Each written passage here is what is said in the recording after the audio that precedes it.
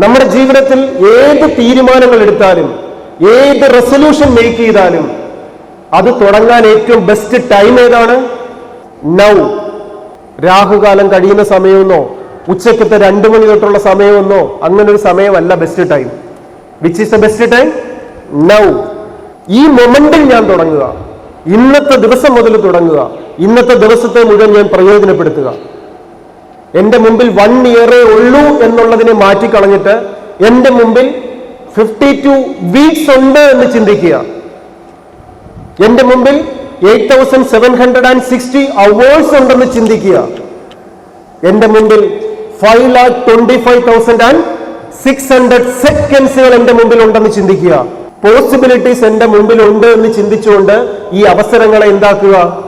സാധ്യതകളാക്കി മാറ്റുക. എന്നിട്ട് നിങ്ങൾ തന്നെ എടുത്തിരിക്കുന്ന റെസൊല്യൂഷൻസ്, ഈ 10 കാര്യങ്ങൾ ഇന്ന് മുതൽ 2024-ൽ നിങ്ങളുടെ ആറ്റിറ്റ്യൂഡിനെ, മനോഭാവത്തിൽ ഈ എബിലിറ്റി കൊണ്ടുവരാൻ, റെസ്പോണ്ട് ചെയ്യാനുള്ള എബിലിറ്റി വളർത്തിയെടുക്കാൻ ഓരോരുത്തരും ഉപയോഗിക്കുക.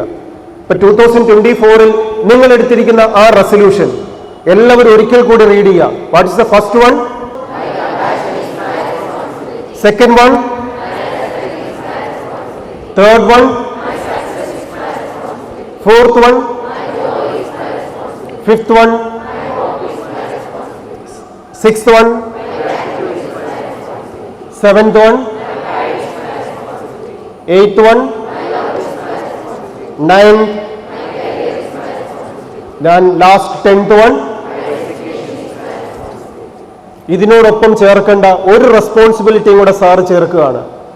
That final one is your time is your responsibility. Your time is your responsibility. Every time all of you think my time is my responsibility.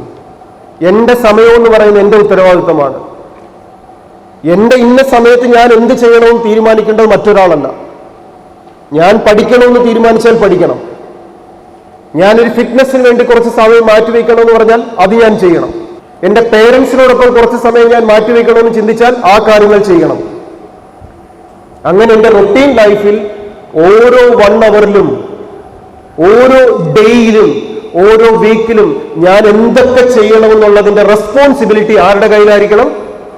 നമ്മുടെ കയ്യിലായിരിക്കും. അപ്പോ ഈ 10 കാര്യങ്ങളും ചേരുമ്പോൾ ഈ 10 കാര്യങ്ങളെയും കൺട്രോൾ ചെയ്യാനുള്ള last responsibility, what is that? Your time is your responsibility.